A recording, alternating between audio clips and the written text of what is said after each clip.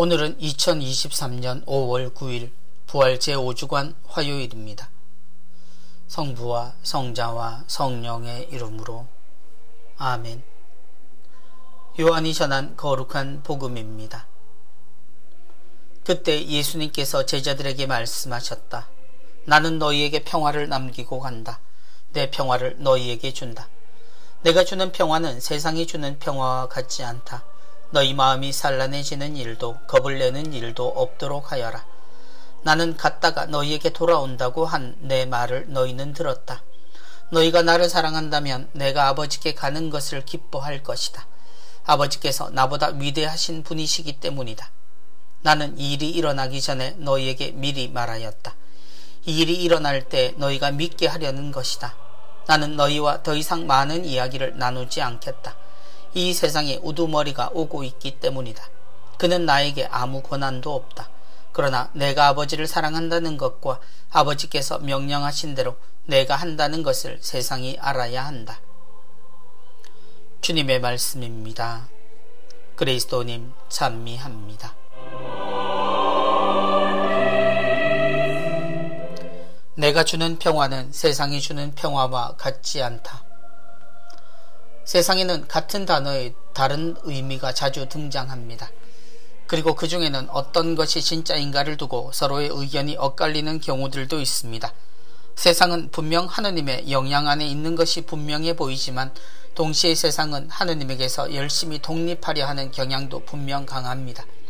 곧 하느님이 우리에게 주신 것을 알면서도 사람은 자신을 위한 개념으로 그 뜻을 어기거나 변화시키는 경우가 많이 있습니다.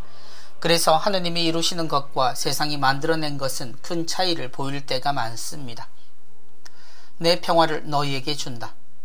예수님이 우리에게 주시는 평화는 무엇입니까?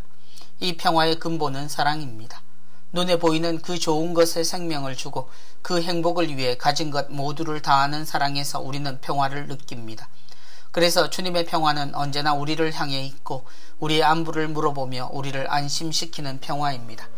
다툼이 없는 상태가 아니라 사랑하여 서로를 지키는 것이 평화를 지키는 가치이며 주님이 우리 곁에 머무셨던 가치가 바로 평화입니다.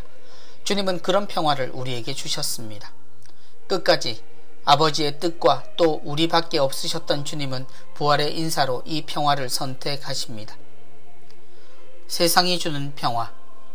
그러나 세상은 평화를 이야기하면서 다투지 않는 상태를 말합니다. 그리고 그것을 위해 동등한 가치나 힘의 균형을 말합니다. 아니면 일방적인 선의로 유지되는 힘의 동정과도 같은 평화를 말합니다. 세상의 평화를 지킨다고 말하지만 결국 모든 것을 무너뜨릴 힘을 지닌 이가 유지하는 힘이 평화를 가져온다고 쉽게 말합니다. 개인이나 가정의 평화를 위해 재물의 가치를 말하거나 권력의 유무 혹은 명예를 말하며 이미 차별을 이루는 평화를 말합니다.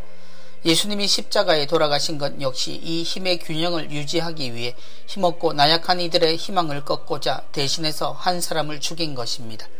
그들은 세상의 평화를 위해 선한 의인을 죽이려 했고 그것으로 자신들의 평화를 이루었다고 생각했습니다. 그리고 그런 시도는 여전히 유효합니다. 그는 나에게 아무 권한도 없다.